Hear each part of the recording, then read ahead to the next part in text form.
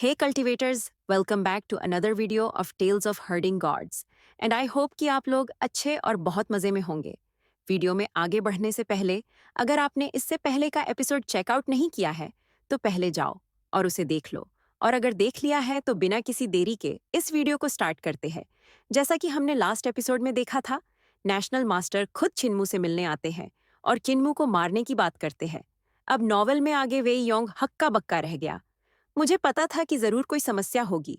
जब भाई किन ने कैपिटल सिटी में कदम रखते ही पूछा था कि कैट हाउस कहाँ है, तुम्हारा शरीर उम्मीद के मुताबिक सहन करने में असमर्थ हो गया है। क्या मैं सही कह रहा हूँ? किन म्यू को समझ नहीं आया कि हंसे या रोए, इसलिए उसने उसे बैठने के लिए आमंत्रित किया। वेई योंग ने खुद को रोके नहीं रखा और मछली के मांस का एक बड़ा टुकड़ा तोड़ लिया।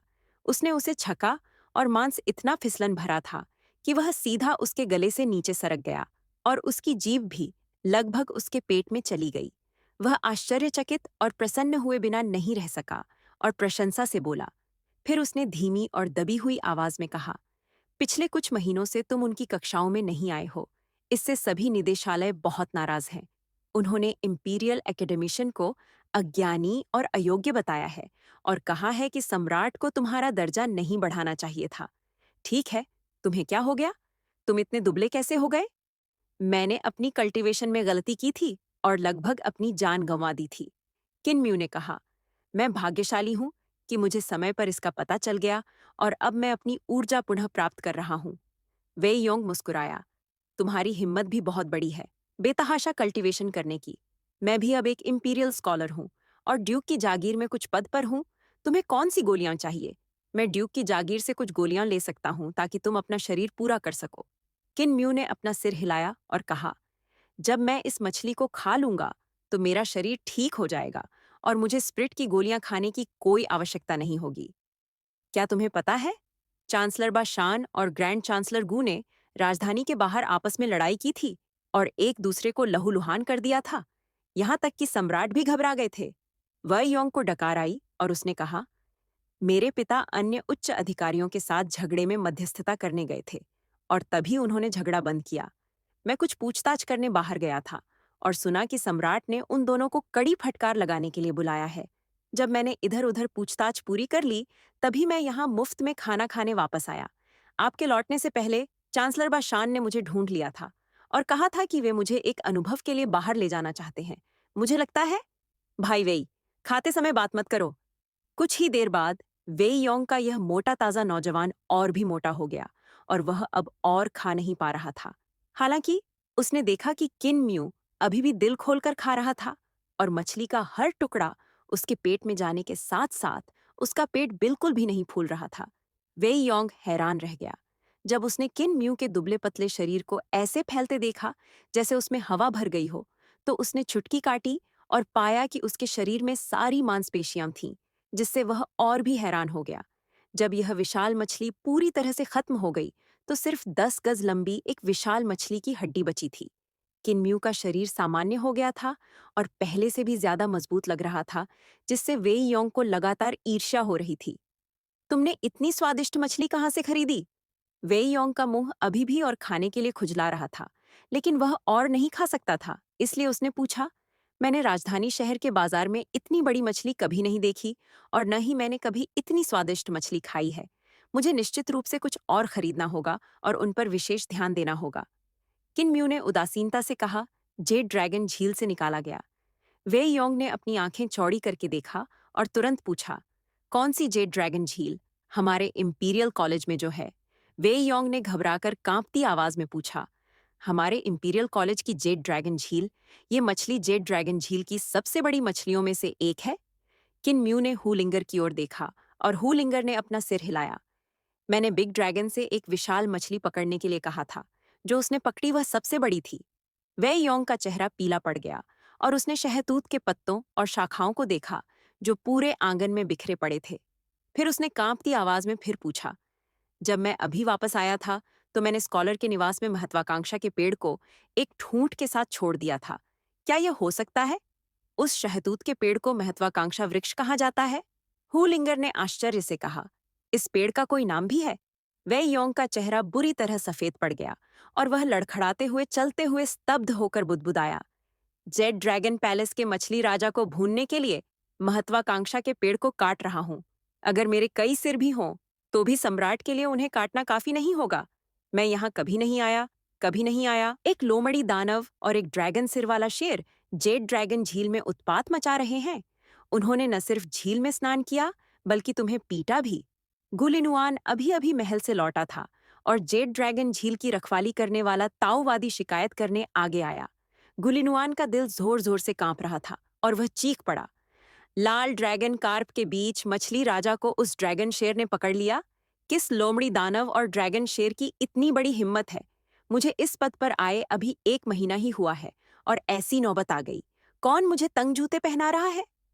इससे पहले कि वह इस खबर को पचा पाते, एक और व्यक्ति यह खबर देने आया। महामहिम इंपीरियल कॉलेज के शिक्षाविद किन द्वारा पाली गई लोमड़ी ने महत्वाकांक्षा वृक्ष को काटकर उसमें मछली भून ली थी। वह मछली जेड ड्रैगन झील का मछली राजा लगती है, जिसे भूनकर खा लिया गया।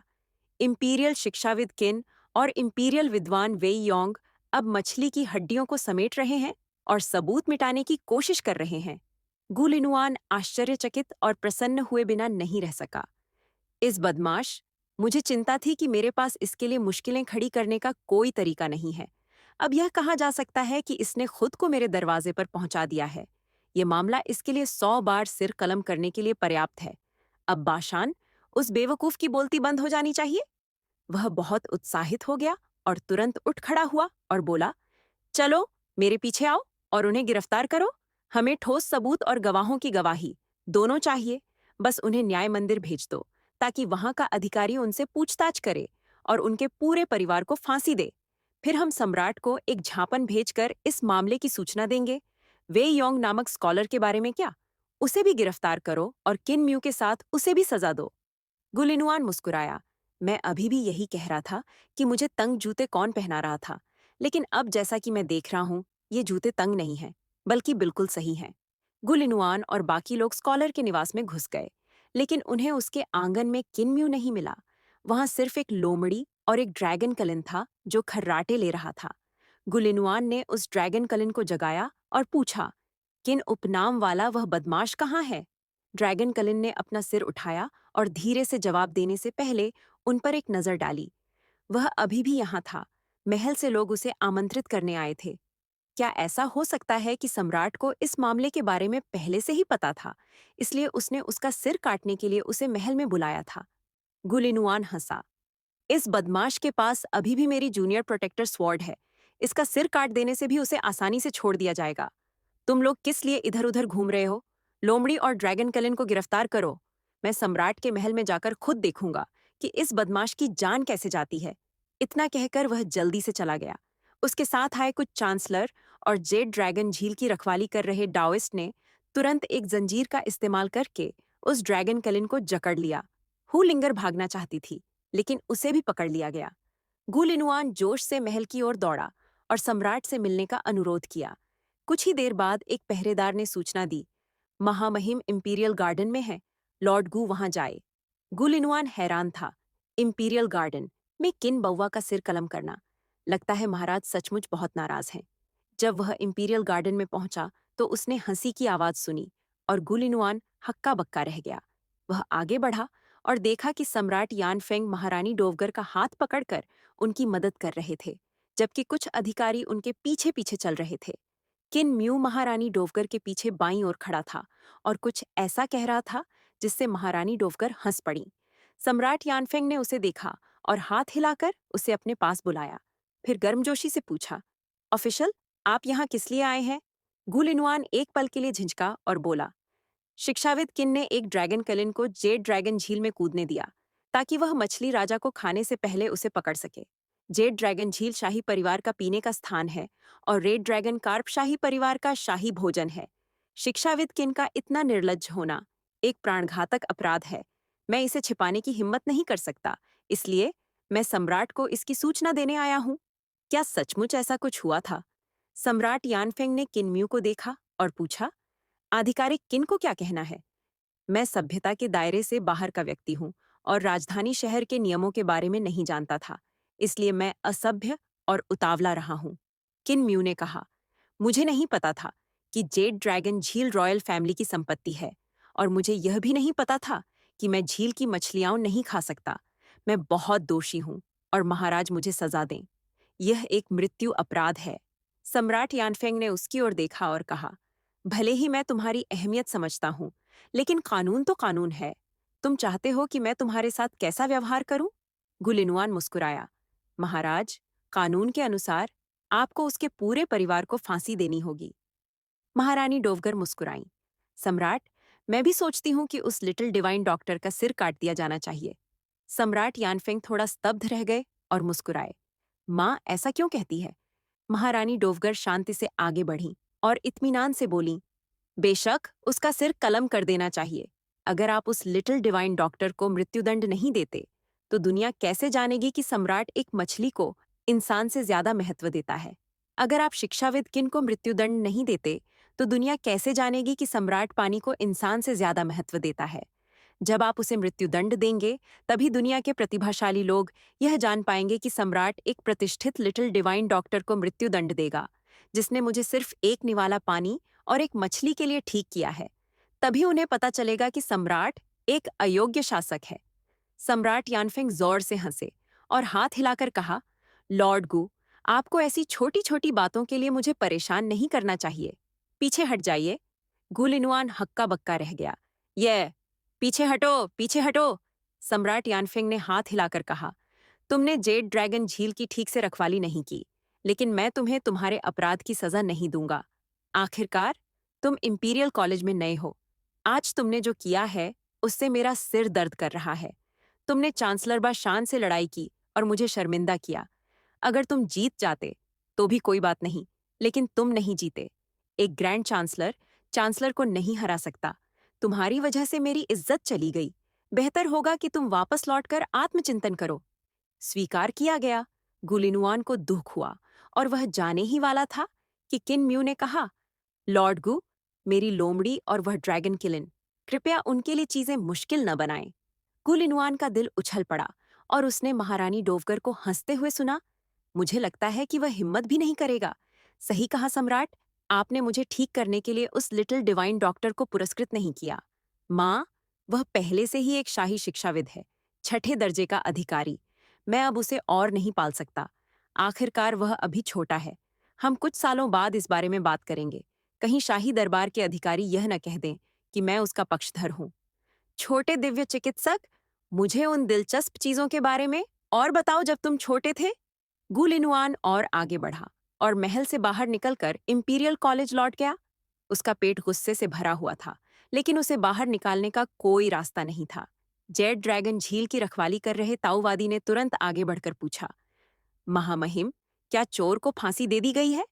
दखलंदाजी की सारी जिम्मेदारी तुम्हारी है। तुम्हें तो बस झील की देखभाल करनी है। फिर भी तुमने इतना हंगामा मचाया, मुझे बेइज्जत कर दिया।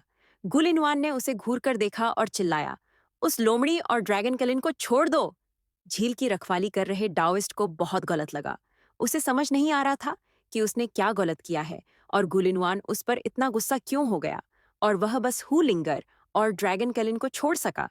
महामहिम चांसलर, हमने वेई योंग को पकड़ने के लिए पहले ही आदमी भेज दिए थे, लेकिन वेई योंग चांसलर बाशान का पीछा कर रहे थे और उन्होंने हमें उन्हें ले जाने नहीं दिया।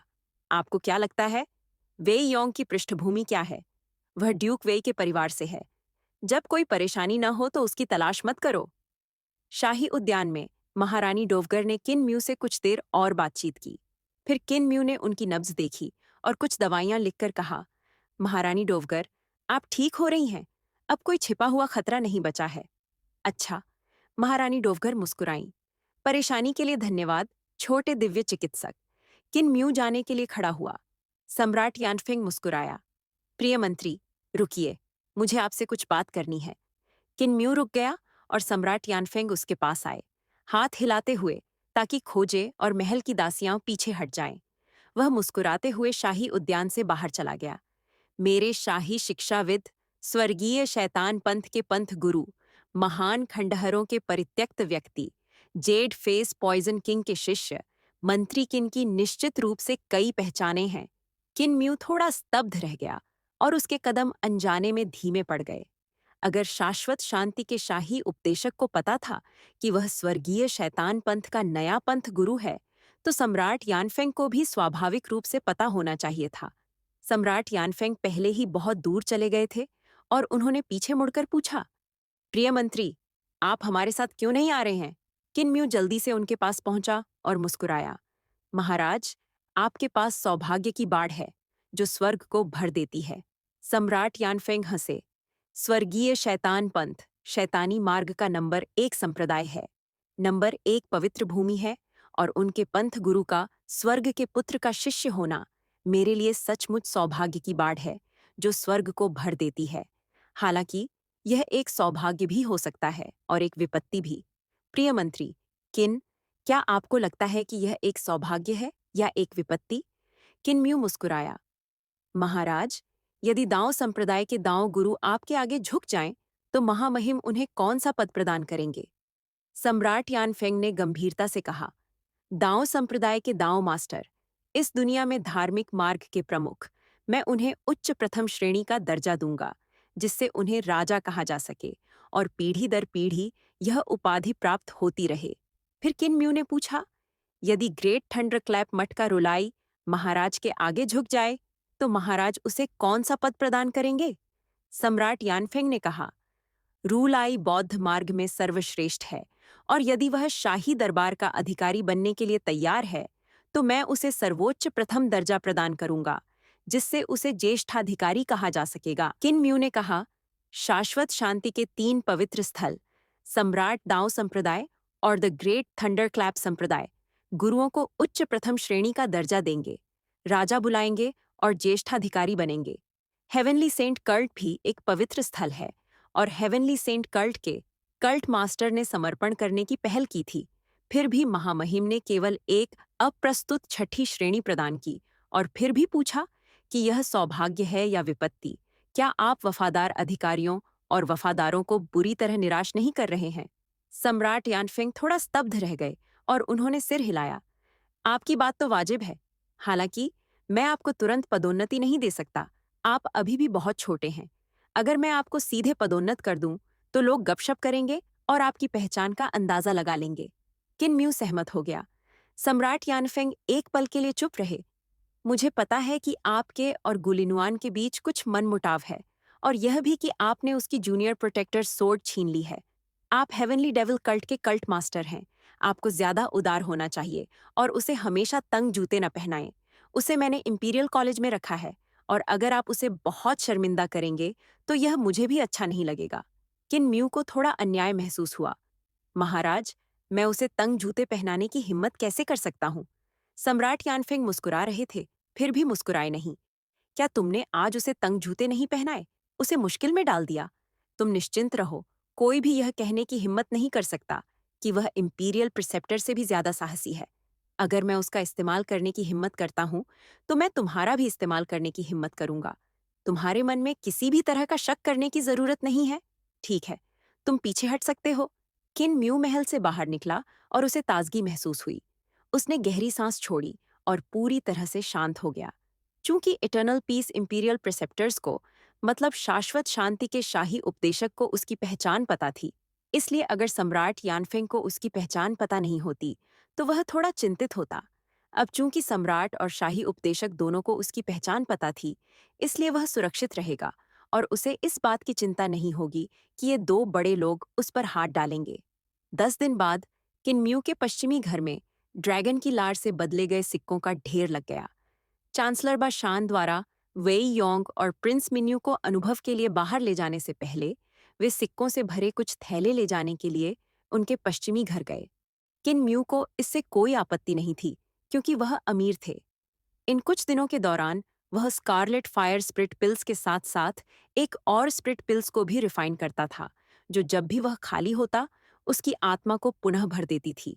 जब वह इस प्रकार की स्प्रिट पिल्स को परिष्कृत करता, तो वह बौद्ध धर्म की हस्त तकनीक का उपयोग करता, इसलिए परिष्कृत स्प्रिट पिल्स से बुद्ध की आवाज निकलती थी। यही कारण था कि किन म्यू ने इन स्प्रिट पिल्स को स्प्रिट बुद्धा पिल्स कहा। वह इन दिनों जड़ी बूटियां खरीदने गोदाम गया और लगभग सभी दर्जनों जड़ी बूटियां खरीद लीं, जिनकी उसे जरूरत थी। हाल ही में इंपीरियल कॉलेज में बड़े पैमाने पर प्रशिक्षण होने वाला था और विद्वानों को अग्रिम पंक्ति में जाने के लिए चुना गया था। प्रत्येक हॉल के निदेशालयों को विद्रोह को दबाने के लिए विद्वानों को अग्रिम पंक्ति में लाना था। किन म्यू को भी गु लिनुआन ने चुना था, जिन्होंने कहा था कि उन्हें निश्चित रूप से अग्रिम पंक्ति में जाना चाहिए, क्योंकि किन म्यू छठे दर्जे के शाही शिक्षाविद थे और उनके साथ लगभग निदेशालयों जैसा ही व्यवहार किया जाता था। इसलिए गु लिनुआन ने किन म्यू को नेतृत्व करने के लिए कुछ स्कॉलर्स भी दिए। ये सभी स्कॉलर्स स्कॉलर निवास के 5 एलिमेंट्स रेल्म के स्कॉलर थे, जिनमें युद्ध कौशल की अधिकता नहीं थी। उनकी डिवाइन आर्ट्स प्रैक्टिशनर्स के डिवाइन आर्ट्स रेजिडेंस से कहीं निम्न स्तर की थीं। किन म्यू की टीम में उनके शाही शिक्षाविद होने के अलावा कोई निदेशालय नहीं था। गुलिनुआन का तर्क था कि चूंकि किन म्यू एक शाही शिक्षाविद थे और उनका उच्च पद था, इसलिए उन्हें अकेले ही टीम का नेतृत्व करना चाहिए। जिन विद्वानों को किन म्यू में नियुक्त किया गया था, वे चुनिंदा रूप से चुने गए थे, विद्वान निवास के शीर्ष पायदान पर। हालांकि वे रॉयल्टी पार्क और दिव्य कला निवास से चुने गए विद्वानों की तुलना में बहुत कमतर थे। इंपीरियल कॉलेज में हर जगह सबसे मजबूत अभ्यासी मौजूद थे, इसलिए विशेषज्ञों की कोई कमी नहीं थी। गुलिनुआन द्वारा किन म्यू को अनुभव के लिए एक टीम का नेतृत्व सौंपना जाहिर तौर पर अपनी निजी दुश्मनी का बदला लेने के लिए सरकारी पद का इस्तेमाल कर रहा था। किन म्यू के साथ अग्रिम मोर्चे पर जाने वाले सभी विद्वान परिचित थे। वे थे चेन वानयुन, भिक्षु युन क्यू, यू किंग होंग, जो अपने साथ भेड़िया दास लेकर आए थे, सी युनशियांग और अंत में किन यू। हालांकि चूंकि किन यू राजधानी शहर के किन परिवार की युवा पीढ़ी थी, इसलिए उसकी पृष्ठभूमि काफी गहरी थी और उसे गु लिनुआन से मदद मिली, इसलिए उसे किन म्यू की टीम से दूसरी टीम में स्थानांतरित कर दिया गया, जिसका नेतृत्व एक निदेशालय द्वारा किया जाता था, ताकि वह किन म्यू की निश्चित मौत वाली टीम से बच सके। किन म्यू ने स्कारलेट फायर स्प्रिट गोलियों की भट्टी को परिष्कृत करके अपना शरीर तान दिया। वह पिछले कुछ दिनों से गोलियों को परिष्कृत कर रहा था, ताकि ड्रैगन कलिन के पास अग्रिम पंक्ति में पहुंचने पर खाने के लिए पर्याप्त भोजन हो, इसलिए उसके पास उन कुछ विद्वानों से मिलने का समय नहीं था। भिक्षु युन क्यू ने चेन वानयुन और यू किंग होंग को ढूंढकर उनसे चर्चा की। इस बार महामहिम चांसलर ने शिक्षाविद किन को हमें अनुभव के लिए बाहर ले जाने के लिए कहा है, और वह भी ऐसी उथल-पुथल भरी जगह पर। मुझे लगता है कि हम वापस नहीं आ पाएंगे और निश्चित रूप से मर जाएंगे। हमारी टीम में तो कोई दिव्य कला साधक भी नहीं है। चेन वानयुन ने अपना सिर हिलाया। हमारे पास है। उनमें से कुछ ने उसकी ओर देखा। चेन वानयुन मंद-मंद मुस्कुराया। मैं इन कुछ दिनों से अपने क्षेत्र को दबा रहा हूं, ताकि तुम लोग निश्चिंत रहो। मैं कभी भी सफलता प्राप्त कर सकता हूं और 6 directions realm divine arts practitioner बन सकता हूं। यू किंग होंग ने कहा, मैंने सुना है कि विद्रोही संप्रदाय दक्षिण की ओर इकट्ठा होने लगे हैं और दक्षिण में अनंत शांति साम्राज्य की सत्ता को पूरी तरह से खत्म करना चाहते हैं। राजधानी के पास सक्रिय कई संप्रदाय बिना किसी निशान के गायब हो गए हैं। उदाहरण के लिए ड्रैगन राइडर संप्रदाय, जो पहले ही दक्षिण की ओर बढ़ चुका था। अब सर्जिंग नदी का दक्षिण पूरी तरह से विद्रोही सेना का क्षेत्र है। इतने सारे विद्रोही संप्रदायों के वहां इकट्ठा होने के बाद वहां कितने दिव्य कला साधक हैं। आप अकेले डिवाइन क्राफ्ट कल्टीवेटर्स होने के कारण वहां कोई उपयोगिता नहीं है। चेन वाणियुन ने भौहें चढ़ाईं। शिक्षाविद किन का मार्शल जगत में अनुभव बहुत कम है। वह बहुत छोटा है, तो उसने मार्शल जगत में कितनी बार यात्राएं की हैं। उसके नेतृत्व में सब कुछ विनाश की ओर इशारा करता है। मेरी साधना चाहे कितनी भी ऊंची क्यों न हो, मैं असहाय रहूंगा। कनिष्ठ बहन सी, आप बात नहीं कर रही हैं। इस पर आपकी क्या राय है? सी यूनक्सियांग ने शर्म से मुस्कुराकर एक शब्द भी नहीं कहा। सब चुप हो गए। मंक युन क्यू ने आह भरी। हेवनली रिकॉर्ड्स के तल से भागने के लिए 1 या 2 दिव्य कलाएं चुनना हमारे लिए बेहतर है। शायद यह काम आए। आखिरकार प्रस्थान का दिन आ ही गया। हॉल ऑफ सुप्रीम लर्निंग के सामने कुछ 100 विद्वान इकट्ठा हुए और निदेशालयों ने अपनी अपनी टीमों का निरीक्षण किया। फिर एक के बाद एक जहाज उड़कर हॉल ऑफ सुप्रीम लर्निंग के सामने उतरे। फिर निदेशालयों ने अपनी टीमों को अपने अपने जहाजों पर चढ़ाया। शिक्षाविद किन, क्या आपने जहाज किराए पर नहीं लिया? गु लिनुआन चेहरे पर मुस्कान लिए हुए आगे बढ़े। इस बार का सफर काफी लंबा है और अगर तुम वहां पैदल जाओगे तो तुम्हें 10 दिन या उससे भी ज्यादा चलना पड़ेगा। तुम एक शाही शिक्षाविद हो। मुझे मत बताओ कि तुम इतना कम पैसा भी खर्च नहीं कर सकते। किन म्यू ने शांत भाव से मुस्कुराते हुए कहा, महामहिम, हमारे मामले में खुद को परेशान करने के लिए धन्यवाद। मेरे पास पैसों के अलावा कुछ नहीं है, इसलिए मैंने ऊंची कीमत वाला एक तेज जहाज किराए पर लिया है, जो बहुत जल्द पहुंच जाएगा। जहाज की भट्टी मैंने खुद बनाई है, यह बहुत तेज है। चेन वानियुन और बाकी लोगों ने एक दूसरे की आंखों में देखा और सोचा, यह वाकई बहुत तुच्छ है। भट्टी भी इसने ही बनाई है। मुझे लगता है कि यह एक छोटा सा जहाज है, लेकिन इसे तो असल में कलाकृतियां बनाना आता है। यह तो दिव्य शिल्पशाला में कभी गया ही नहीं, तो इसने कहाँ से बनाना सीखा? इंपीरियल कॉलेज में डिवाइन क्राफ्ट हॉल है, और वहाँ फॉर्ज आर्टिफैक्ट्स और ट्रेजर्स की जालसाजी करना सिखाया जाता था। दिव्य शिल्प हॉल के निदेशक शाही दरबार में भी आधिकारिक पदों पर थे। शिपयार्ड और हथियार निर्माताओं के पर्यवेक्षकों के पद डिवाइन क्राफ्ट हॉल के निदेशकों को ही संभालने पड़ते थे। जब से किन म्यू ने इंपीरियल कॉलेज में प्रवेश लिया था, तब से वह दिव्य शिल्प हॉल में एक बार भी नहीं गया था, इसलिए उसके लिए फोर्जिंग पर कोई भी ज्ञान सीखना असंभव था। कुछ ही देर बाद जहाज उड़ने लगे और इंपीरियल कॉलेज से अपने आप निकल गए। भिक्षु युन क्यू और बाकी लोग इंतजार करते करते चिंतित हो गए, और अचानक उन्होंने एक जर्जर जहाज को आसमान में लड़खड़ाते हुए देखा, और वह सर्वोच्च शिक्षा भवन के सामने लड़खड़ाता हुआ उतरा। हमारा जहाज यहाँ है, किन म्यू मुस्कुराया। Chen Wanyun, Yun Qiu, Yu Qing Hong सभी ने गहरी भौहें चढ़ाईं। जहाज में पहले से ही छेद थे और हर जगह से हवा रिस रही थी। और तो और, जहाज का मस्तूल भी टूटा हुआ था और पाल भी नहीं था। जहाज पर नंगे हाथों वाला एक हट्टा-कट्टा आदमी दिखाई दिया, जिसके चेहरे पर एक भयंकर भाव था। एक नज़र में ही उन्हें पता चल गया कि वह कोई अच्छा इंसान नहीं है। उसके शरीर पर टैटू थे, और उसने हंसते हुए किन म्यू की तरफ हाथ हिलाया। बूढ़े भाई किन, मैं देर से आया हूँ, मैं देर से आया हूँ। किन म्यू ने मुस्कुराते हुए हुलिंगर और ड्रैगन कलिन को आगे बुलाया। अगर आप 1-2 दिन देर से भी आईं तो कोई बात नहीं। आपके जहाज का क्या हुआ? पिछली बार जब मैंने आपको देखा था, तब भी वह ठीक था। कुछ ही दिनों में उसकी हालत ऐसी कैसे हो गई? इस बारे में बात मत करो। मैंने एक और ट्रिप की और 3 वंडर्स कैसल की। उन कुतिया से फिर मिला।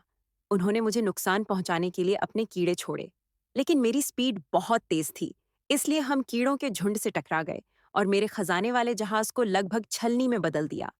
फैन युनशियाओ ने चेन वानयुन और बाकी लोगों की तरफ देखते हुए हंसते हुए कहा, विद्वानों, जब आप भविष्य में अधिकारी बनेंगे, तो कृपया मेरा ध्यान रखना। मैं हाल ही में अच्छा बन गया हूँ। युन क्यू ने बुदबुदाते हुए कहा, यह जहाज इतना जर्जर है कि क्या जब हम हवा में उड़ेंगे, तो यह टूट कर बिखर जाएगा। किन म्यू को भी यही शक था। ये क्लाउड चेजिंग पायरेट शिप बहुत ज्यादा घिसा पिटा था, और ऐसा लग रहा था कि कभी भी टूटकर बिखर जाएगा। ऐसा नहीं होगा, ऐसा नहीं होगा। फान यूनशियाओ ने जोर से उसकी छाती थपथपाई और आश्वस्त किया, मेरे भाइयों ने जहाज के ढांचे को मजबूत बनाने के लिए पहले ही रूणों का इस्तेमाल कर लिया है, इसलिए यह बेहद मजबूत है। बूढ़े भाई किन, क्या तुम खाली समय में लोहे के खोल वाला जहाज बनाने में मेरी मदद कर सकते हो? तुम 2 और भट्टियां बनाने में मेरी मदद कर सकते हो, और जहाज का ढांचा बनाने के लिए काले लोहे का इस्तेमाल कर सकते हो। लकड़ी बहुत नाजुक होती है। किन म्यू ने एक पल सोचा और जवाब दिया, इसके लिए काफी ज्यादा कीमत चुकानी पड़ेगी। सिर्फ काला लोहा ही काफी महंगा है। क्या आप इतने पैसे निकाल सकते हैं? और हाँ, क्या आपके पास ब्लूप्रिंट भी है? फैन युनशियाओ ने जोर से हाथ मलते हुए कहा, इन दिनों हर जगह लूटपाट करने के बाद, छी छी, हर जगह व्यापार करने के बाद मैंने काफी पैसे बचा लिए हैं। अगर मैं अपनी सारी संपत्ति जोड़ दूं, तो वह एक लोहे के खोल वाला जहाज बनाने के लिए काफी होगी। जहां तक ब्लूप्रिंट की बात है, वह आसानी से नहीं मिलेगा। सब लोग जहाज पर चढ़ जाइए। जहाज पर चढ़ने के बाद हम बात करेंगे। सभी लोग जहाज पर चढ़ गए, और यू किंग होंग ने चारों ओर देखा। जहाज के सभी साथी टैटू से भरे हुए थे और भयंकर लग रहे थे। कुछ के शरीर पर जख्म के निशान भी थे, और कुछ की नाक या आंख गायब थी। उनके शरीर से निकलती दुष्ट आभा के साथ वे स्पष्ट रूप से अच्छे इंसान नहीं लग रहे थे। यह जीर्ण शीर्ण जहाज धीरे धीरे जहाज में ऊपर उठा और धीरे धीरे राजधानी शहर से बाहर चला गया, जैसे एक बूढ़ा बैल एक जीर्ण शीर्ण गाड़ी को खींच रहा हो। सभी ने यह स्थिति देखी और भी निराश हो गए। चेन वाणयुन ने फुसफुसाते हुए कहा, इस जहाज पर सवार लोग अच्छे लोग नहीं हैं। वे खलनायक हैं जो लोगों को लूटते हैं, और उनके पास अत्यधिक उच्च क्षमताएं हैं। उनमें से ज्यादातर दिव्य कलाओं के साधक हैं। शिक्षाविद किन को युद्ध जगत का बहुत कम अनुभव है, और मुझे लगता है कि वह डाकुओं के जाल में फंस गया होगा। हमें इस यात्रा में सावधान रहना होगा ताकि हम लूटे न जाएं। जैसे ही उसने यह कहा, जीर्ण शीर्ण जहाज ने अचानक अपनी गति बढ़ा दी और हवा में टूटते हुए एक शोकपूर्ण आवाज की। जहाज की गति ध्वनि की गति से भी ज्यादा हो गई और मीलों की दूरी पल भर में पार कर गई, जिससे जोरदार झटके लगे। शराब के कुछ बैरल हवा से टकराकर दूर जा गिरे और बीच हवा में ही फट गए। सबने तुरंत खुद को संभाला और अचंभित होकर अपने आसपास का नजारा देखा। उन्होंने देखा कि यह जर्जर जहाज जल्द ही उन सभी जहाजों को पीछे छोड़ता हुआ निकल गया जो कुछ देर पहले ही रवाना हुए थे, और इन जहाजों को धूल में मिला दिया। इस जहाज की गति अकल्पनीय थी। इस गति से यह सिर्फ 1-2 दिन में सर्जिंग नदी तक पहुंच सकता था। किन म्यू को इसकी आदत हो चुकी थी। आखिरकार भट्टी तो उसी ने बनाई थी, इसलिए हैरान होने की कोई जरूरत नहीं थी। ये ठीक है, ये ठीक है, ये टूटेगा नहीं, फैन यूनशियाओ ने सबको दिलासा देते हुए कहा। मुझे भी लगा था कि यह भी टूट जाएगा, लेकिन कुछ चक्कर लगाने के बाद भी यह कभी नहीं टूटा। इस बार भी इसके टूटने की संभावना नहीं है। तूफान के कारण डेकबोर्ड का एक टुकड़ा ऊपर उठा और फुसफुसाहट के साथ पीछे की ओर उड़ गया। फैन युनशियाओ आत्मविश्वास से भरा हुआ था। चिंता मत करो, ये नहीं टूटेगा। दूसरे भाई, एक डेक ऊपर लाओ, एक और लाओ, एक और उड़ गया। निश्चिंत रहो, निश्चिंत रहो, मैं अनुभवी हूं। अचानक जहाज एक बारिश वाले क्षेत्र से गुजरा। वहां उस समय बारिश हो रही थी, जिससे फान यूनशियाओ का शरीर रंगीन हो गया। हुलिंगर ने आश्चर्य से चिल्लाकर कहा, बूढ़े जियाओ, आपके टैटू बारिश में धुल गए। क्लाउड चेजिंग पायरेट शिप पर मौजूद अन्य डाकुओं के टैटू भी बारिश के कारण धुंधले हो गए थे, और उनमें से एक साथी तो ऐसा भी था जो चिल्लाया, बड़े भाई, मेरा निशान बारिश में धुल गया।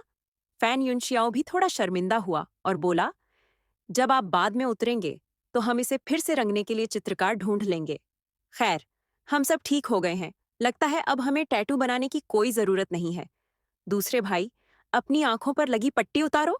देखो, तुमने उन कुछ विद्वानों को डरा दिया है। दूसरे साथी ने अपनी आंख से पट्टी हटाई और एक बिल्कुल ठीक आंख दिखाई। भिक्षु युनक्यू ने बुदबुदाया, इन डाकुओं की शक्ल बहुत विश्वसनीय नहीं लगती। हालांकि किनम्यू डाकुओं के मुखिया के बहुत करीब था और उसने फैन युंगसियाओ से सलाह लेने के लिए एक गणना संबंधी तोप निकाली। हुलिंगर ने एक रूमाल ढूंढा और फैन युंगसियाओ की पीठ पर ड्रैगन का सिर पोंछा, और ड्रैगन का सिर तुरंत गायब हो गया। लोमड़ी, बेवकूफी करना बंद करो। फैन युनक्सियाओ ने अपना हाथ हिलाया। हुलिंगर ने अपने होंठ फुलाते हुए कहा, मुझे लगा कि वे असली टैटू हैं, इसलिए उन्हें पेंट कर दिया गया। फैन युनशियाओ ने सूखी हंसी हंसते हुए बुदबुदाया, यह कितना दर्दनाक है। हमारा शरीर, बाल और त्वचा हमें हमारे माता पिता ने दिए हैं। हम उनसे कैसे चित्र बना सकते हैं? किनम्यू ने कहा, वरिष्ठ भाई फान, सर्वोच्च रहस्य के कंप्यूटेशनल कैनन में शी, बाई, कियान, वान कोई समस्या नहीं है। हालांकि यी, झाओ, झिंग, गाय, जी, रंग, गौ, जियान, झेंग, झाई, जी, ये अंक वास्तव में बहुत बड़े हैं। इनका उपयोग गणना करने के लिए क्या किया जाता है?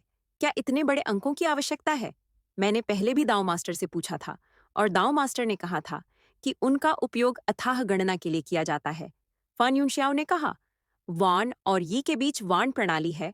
वान वान यी बन जाता है। यी के बाद यी प्रणाली आती है। यी झाओ बन जाता है। यी झाओ झिंग बन जाता है। यी झिंग गाय बन जाता है। इसके अलावा भाग देने का भी कोई अंत नहीं है। एक ही संख्या के बाद जो इस्तेमाल होता है वह है फेन, ली, हाओ, सी, हु, वेई, जियान, शा, चेन, ए, मियाओ, मो, मोहू, क्यूनशुन, जूयू, शुनशी, टैनजी, चाना, लिउदे, कोंगजू, किंगजिंग। वे दशमलव का इस्तेमाल करते थे। फेन 10वां हिस्सा होता है, ली 100वां हिस्सा होता है, इत्यादि। किनम्यू आश्चर्यचकित हुआ और पूछा, तो फिर कोंगजू और किंगजिंग क्या गणना करते थे? प्राणिक क्यूई में सबसे छोटे कण की गणना करना। फान युनशियाओ ने आगे कहा, ताओ तलवार के 14वें लेखन के लिए प्राण क्यूई के सबसे छोटे कणों में रूणों की छाप जरूरी है। गणना के बिना इसे विकसित करना असंभव था। किनम्यू अचंभित रह गया, और जब उसने सर्वोच्च रहस्य के कंप्यूटेशनल कैनन को देखा तो उसके सिर में दर्द होने लगा। यदि आप सभी प्रकार के खजाने बनाते हैं तो आपको इन गणनाओं का भी उपयोग करना होगा, और थोड़ी सी भी त्रुटि से बहुत बड़ा अंतर पैदा हो सकता है। किन म्यू ने स्वीकार किया और प्रशंसा में कहा, दाओ संप्रदाय की बीज गणित में उपलब्धि निश्चित रूप से असाधारण है। उन्होंने ईमानदारी से परामर्श किया और फान युनशियाओ ने उन्हें वह सब कुछ बता दिया जो वह जानते थे। फान युनशियाओ पहले ही ताओ संप्रदाय के 5वें लेखन तक साधना कर चुके थे और बीजगणित में उनकी उपलब्धि बहुत ऊंची थी।